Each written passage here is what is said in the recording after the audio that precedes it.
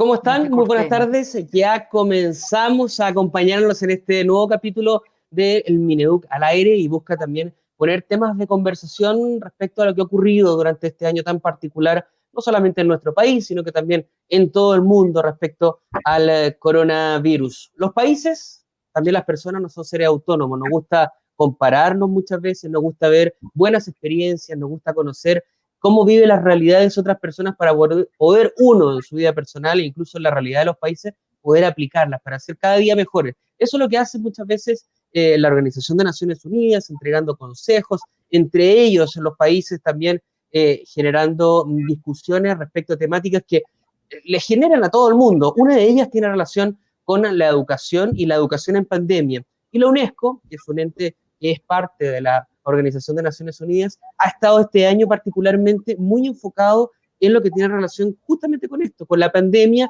y los efectos nocivos que puede traer justamente el coronavirus. Y es por eso que estamos con Mary Jean Delaney, quien es la asesora regional de educación para la salud y el bienestar de la UNESCO, para hablar sobre esto, para conocer un poco de la realidad latinoamericana, cómo está Chile, cómo están los otros países, porque vemos muchas veces las noticias de Europa, de Estados Unidos, y uno dice, bueno, está tan lejano, pero cuando empezamos a ver que el virus y las tecnologías nos acercan, uno se da cuenta que pareciera que las distancias no existen. Así que vamos a entrar en detalle justo con esto, junto a Mary Jane. ¿Cómo estás? Muy buenas Hola, tardes. Sebastián. Muy bien, gracias. Gracias por la invitación.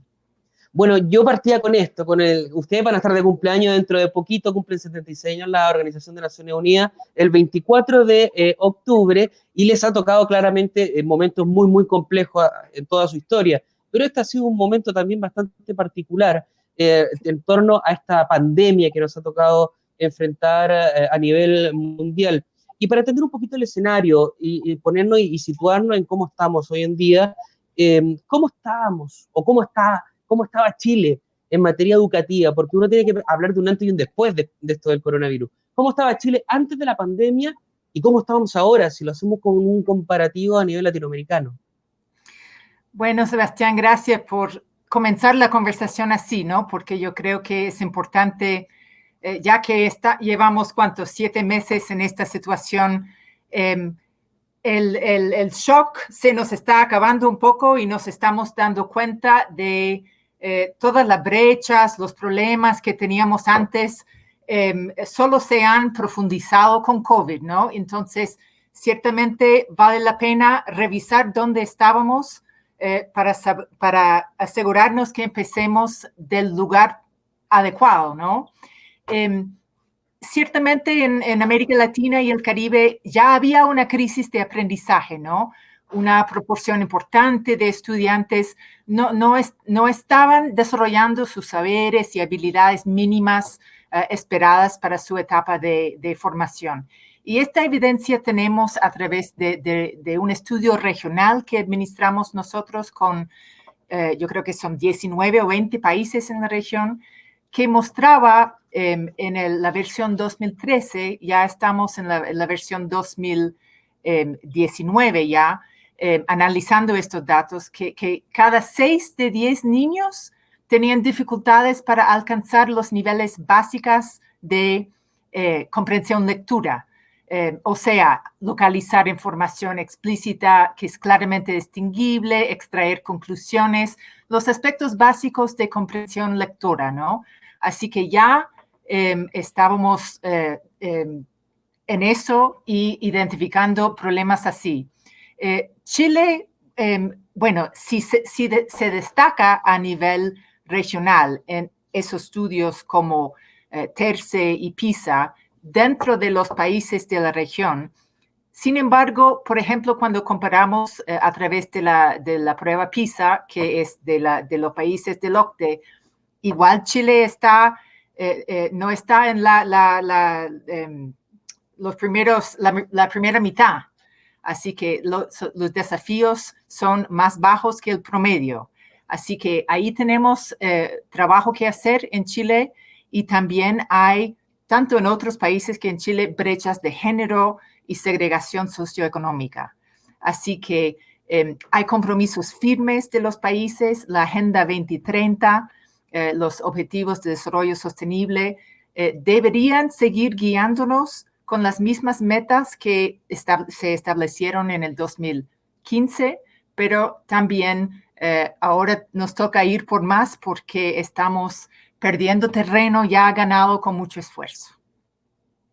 Claro, me imagino que aquí ya sentarse o poner los pies en el olla y ahora con esto del coronavirus, hay que redoblar los esfuerzos, sobre todo me imagino en materia educativa, la deserción escolar, el tema del alfabetismo, que Chile había superado una brecha bastante importante en comparación a otros países de la región.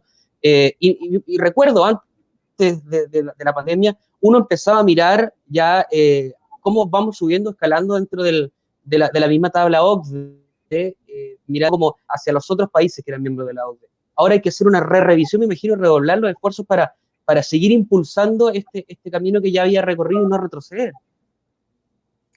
Así es. Y yo creo que los avances en el caso de Chile que se había logrado en educación preescolar o prebásica, acceso a la secundaria y la universitaria, son logros muy peleados y hay que protegerlos con mucho esfuerzo y tomando en cuenta un contexto que nos pone desafíos importantes. Vamos a hacer la invitación a todas las personas que nos están viendo en este minuto que se conecten a través de nuestro Facebook, hagan las preguntas que tengan que realizarle a Megan Delaney, que ella es asesora regional de educación para la salud y el bienestar de la UNESCO. Le hagan sus preguntas, todas las consultas que tienen. Muchas veces uno también busca comparar o compararse más bien con otros países de Latinoamérica. Y claramente el foco que tiene cada país en materia de educación es muy distinto, pero con esto de la pandemia hemos aprendido también a mirar al otro para buscar buenas ideas para poder aplicarlas justamente en las salas de clase. En ese sentido, ¿cómo se ha ido aplicando en otros países esto del retorno seguro? Muchos ya están comenzando a volver. En ese sentido, ¿cómo se ha ido aplicando y cómo ha funcionado afuera y cómo se ha implementado acá? Bueno, son muchos países en la región, hay muchas experiencias ya acumuladas, tanto en esta región que en otras. Y tenemos un ejemplo, bueno, primero es que la situación no está muy definida aún. Hay que la flexibilidad y la capacidad para responder a un contexto que va cambiando es muy importante. Y en muchos países las situaciones locales en términos sanitarios son bien diversos, ¿no? Vemos eso en Chile, que Santiago va mejorando, pero en otras regiones siguen con problemas importantes o que vuelven comunas a pasos anteriores, etcétera, la situación epidemiológica. Así que lo que hemos visto y es un análisis de las condiciones locales, diálogo con las comunidades, ojalá lideradas por autoridades de salud y educación, la capacidad de los sistemas de educación para armar protocolos, criterios, que no solamente son tomar la temperatura de ingreso del colegio o estar pendiente de quién tiene tos, o etcétera, sino mirar las posibilidades que vuelvan los niños según las posibilidades, sus necesidades especiales, que varían mucho por grupo de edad también.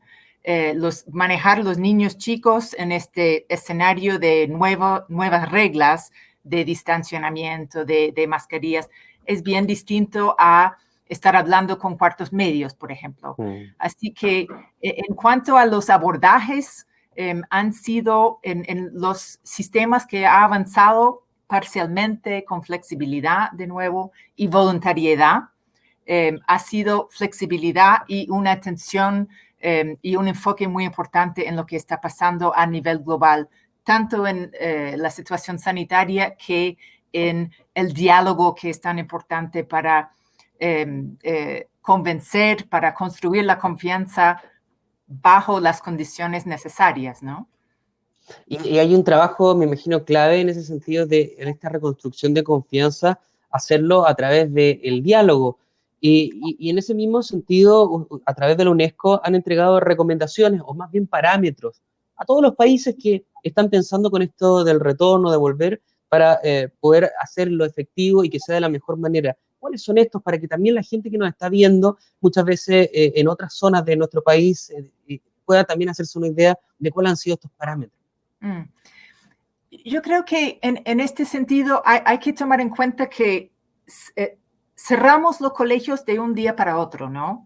Y yo creo que muchos esperamos volver a abrir para todo el mundo en el mismo día para salir de eso, ¿no? Yo creo que hay un poco de psicología colectiva ahí y es evidente que no va a ser así. Yo creo que tenemos que ir acostumbrándonos a la idea que vamos a reabrir algunos que tienen las condiciones adecuadas, puede haber rebrotes, volvamos a cerrar y que eso no es un fracaso. Eso, tener que volver a recerrar significa que tenemos los criterios y hemos identificado el problema antes de que afecte a toda la comunidad escolar, por ejemplo. Así que esta respuesta rápida es muy importante. Y así, esto es como la base de muchas de nuestras recomendaciones, la flexibilidad, la digamos, la confianza en el sistema y dejar de pensar que es sí o no, o ahora o nunca, o todo o nadie. Porque yo creo que así podemos avanzar, tener éxitos que van aumentando, que podemos replicar de país en país o en el mismo país, juntando gente que están haciendo los esfuerzos y normas para sanitización, las estrategias de docentes. Hay mucho más áreas ahora en que podemos colaborar que tienen un impacto específico. Esto, qué increíble, Merlin, cómo nos ha llevado a enfrentarnos también a esto de una especie de paradigma de lo absoluto, del Sí, blanco al negro, de sí o no, sino que también hay términos grises, en el sentido de se vuelve, no todos, gradual, de a poco, si se cierra un colegio, se cierra uno, no todos, es gradual. sí. Entonces, nos ha ido también de tener que enfrentarnos con esto de los absolutos que hemos estado muy acostumbrados durante los últimos años. Así es. Sí. Yo creo que viene, de nuevo, yo creo que viene de la rapidez o la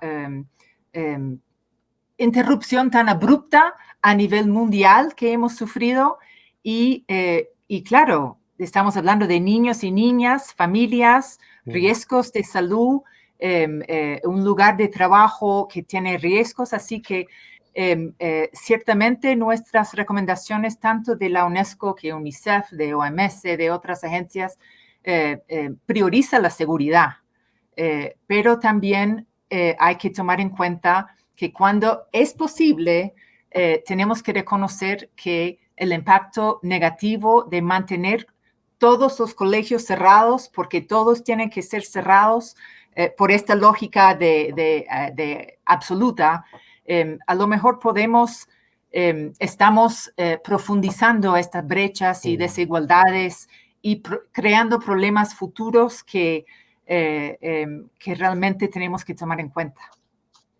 En ese sentido, uno, siguiendo con esta dinámica de la comparación, la vulnerabilidad en Chile es muy distinta a la vulnerabilidad infantil en Guatemala, en Honduras. La pobreza no es la misma que se vive acá en nuestro país, como la pobreza que se puede llegar a vivir en México. Las ruralidades también son completamente distintas. Pero en en todas estas realidades, uno ve que existe un factor común y que tiene relación con la escuela como un lugar o ente protector. En varias entrevistas, usted ha señalado que debe ser una prioridad abrir la escuela. ¿Va en ese sentido también? Por supuesto, yo creo que algo que nos ha ayudado a cambiar las percepciones es que de pronto en la casa tenemos mucho más colegio. Y hemos entendido cómo con los niños que tenemos en la casa y el rol de la familia ha cambiado mucho, ¿no?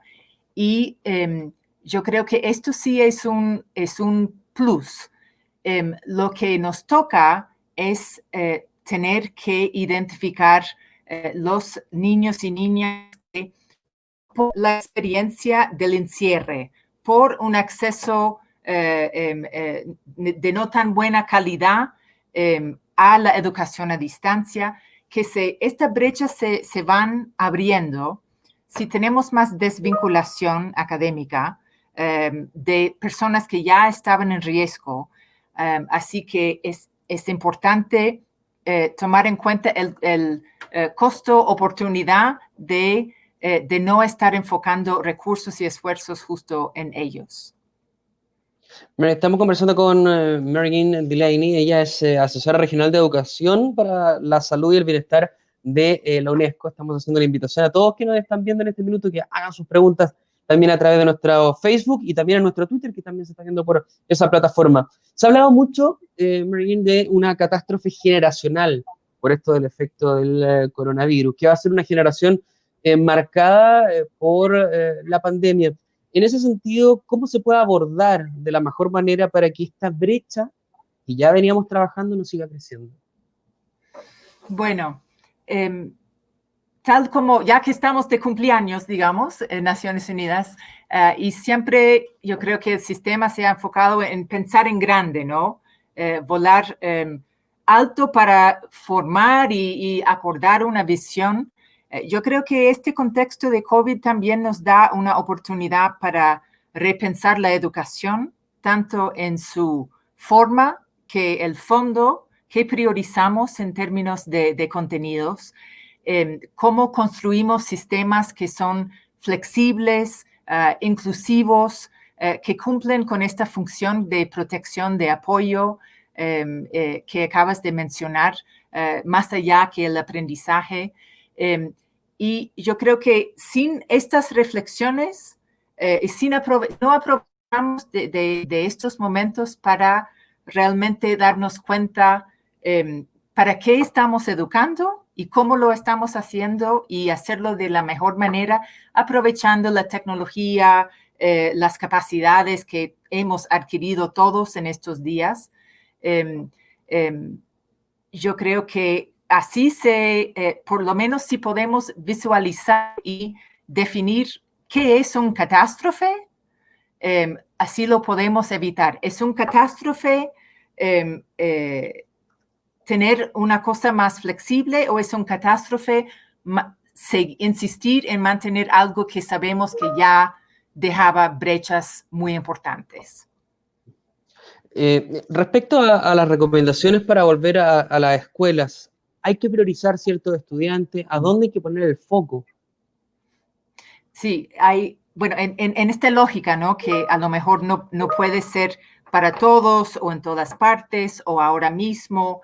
En muchos países se ha hecho el análisis de grupos prioritarios, sea por necesidad académica o por estar en años importantes de transición, ¿no? En Chile, tercero y cuarto medio, por ejemplo, para ir preparándose para la próxima etapa de su carrera académica, octavo básico, igual transitando a la educación media, que también son niños y jóvenes mayores que entienden y a lo mejor son más receptivos a estas nuevas reglas de convivencia. Hay preocupación por preescolar, porque sabemos el valor de la educación prebásica y perder esta estimulación temprana, esta socialización, sabemos que tiene un costo alto.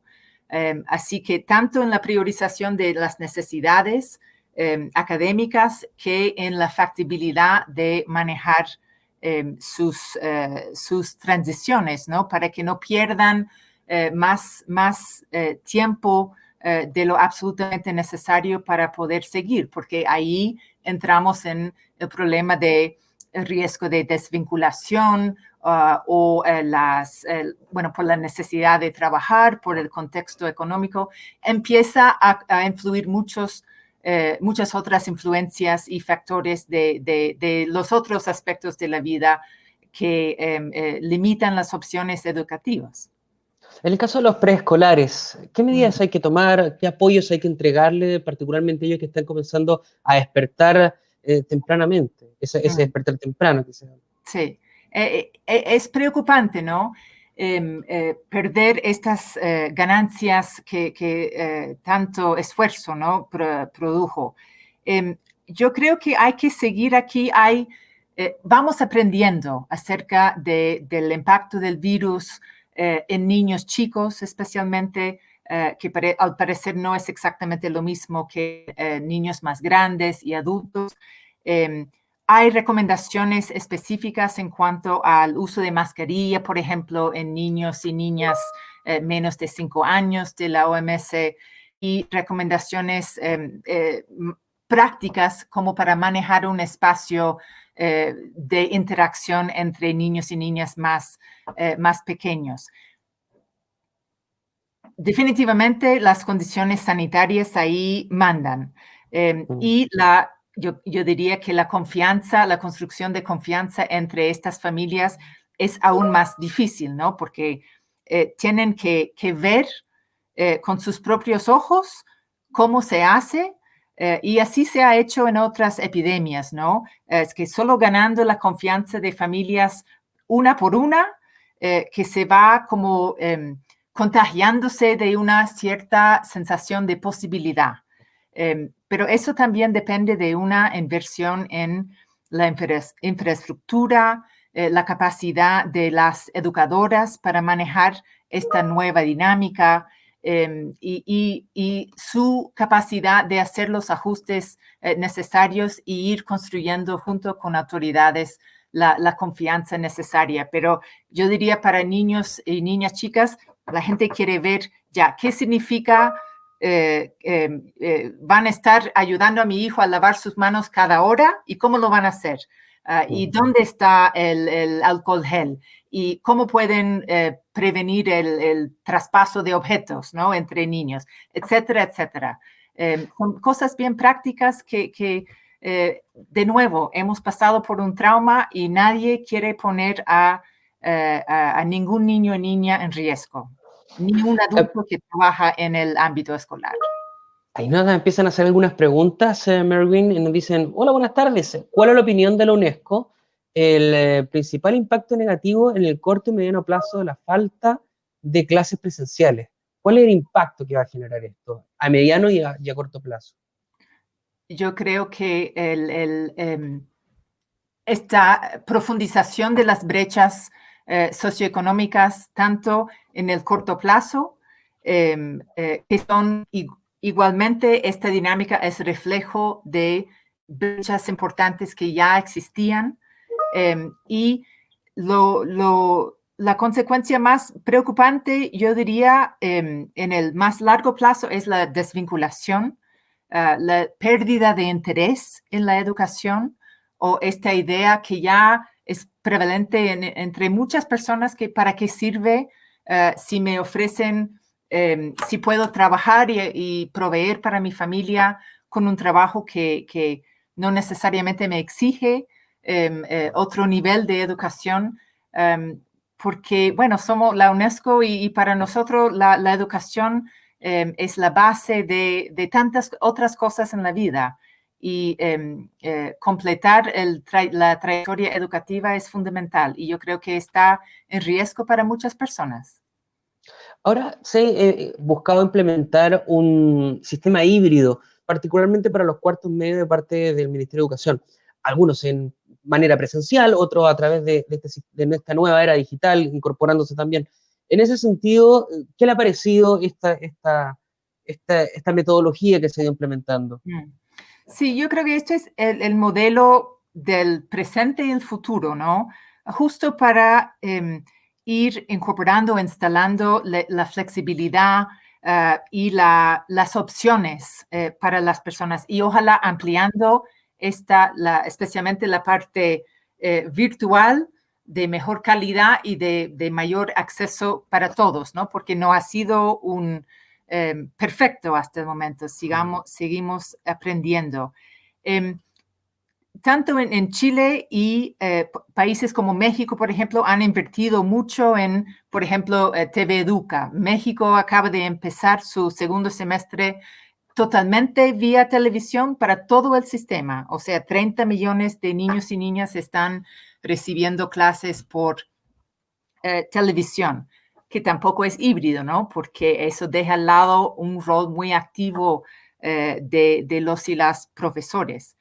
Pero tomando en cuenta la incertidumbre que estamos enfrentando en cuanto a la epidemia, también aprovechando de todo lo que hemos aprendido y esta capacidad y un tremendo trabajo por parte de profesores de un día para otro tomar lo que tenían planificado para un año de trabajo en aula a una modalidad virtual para la cual muy pocos tenían la preparación o capacitación adecuada. Y a pesar de toda la crítica, yo creo que hay que reconocer estos esfuerzos. Pero lo que estamos viendo en otros países es la importancia de la capacidad de ir dando estas dos opciones de forma simultánea. Y yo creo que eso nos va a acompañar por lo menos un tiempo más, esa necesidad. Paulina Fernández nos hace una pregunta ahora. ¿Vale la pena regresar a clases presenciales, aunque sea por un corto periodo de tiempo? Yo diría que sí, de nuevo. Si no es para todos y todas, si no es ahora o nunca, si no es en todo el país, yo creo que no podemos bajar nuestras expectativas de la educación, no podemos dejar de enviar el mensaje de que y reconocer la importancia del ámbito escolar. Sabemos que no se puede reemplazar el rol y el aporte de la profesora o profesor en el aula con la modalidad virtual. Quizás en algunos años, cuando tenemos mucho mejor evidencia, podemos garantizar eso. Pero entre la calidad de enseñanza, el lugar de socialización, de protección, de servicios básicos que son muy importantes para muchos, como alimentación escolar, vacunas, ciertos servicios de salud. Yo diría que aunque si no lleguen todos los niños y niñas el primer día de colegio, si llegan pocos, es muy importante. El colegio tiene que estar disponible. Hay que lo necesitan mucho más que otros. Y justo para ellos es importante que tengan la certeza y la seguridad y la protección que ofrecen los colegios. Y claro, estamos ya terminando o acercándonos al fin del año, pero si no avanzamos ahora, esta conversación nos espera para marzo. Así que, y quizás en otro contexto epidemiológico. Así que no hay razón por lo cual no seguir intentando y viendo que es posible entre ahora y el fin del año escolar, dentro de las condiciones sanitarias necesarias, etcétera, etcétera. Voluntariedad, gradualidad y flexibilidad. Mary, en ese sentido me imagino que es sumamente importante el rol que se cumple a nivel local, el director del establecimiento, los mismos profesores, para ir rompiendo esta barrera del miedo, porque claro, nos estamos acercando al fin del año, de que los niños se vayan de vacaciones, muchos se van a cambiar de establecimiento educacional, entonces, si no se rompe este temor ahora, me da la sensación de que vamos a llegar a marzo y vamos a seguir con el mismo temor. Sí, y dependiendo de qué pasa en términos de la pandemia, yo no creo que es nunca demasiado temprano para estar planificando. Y si la planificación implica pequeños esfuerzos para juntar cuartos medios o para tener una actividad, por lo menos en el contexto escolar, con todas las normas necesarias para volver a acostumbrarnos que sí, el colegio existe y es importante y es un lugar valorado. No es no lo podemos empezar a visualizar como un lugar de solo peligro, porque el peligro del colegio depende de la epidemia en la comunidad. No es distinto a lo que está pasando en la comunidad. Así que si estamos avanzando a nivel de comunidad local, podemos también avanzar en la gestión del colegio. Merwin, quiero agradecerte por poder conversar con nosotros. Estábamos conversando con Merwin Delaney, y es asesora regional de educación para la salud y el bienestar de la UNESCO, entregándonos todos los detalles, las recomendaciones de la misma UNESCO hacia los distintos países de Latinoamérica, particularmente acá en nuestro país. Importante también ver cómo estaba la realidad, no solamente de Chile, sino que también de toda la región, porque también nos permite ver y proyectar el horizonte hacia el futuro. Así que muchísimas gracias. Sabemos que en 2 días más la ONU está de cumpleaños, así que esperemos que tengan una muy linda celebración. Muchas gracias, Sebastián. Saludos a todos y a todas. Chao. Chao.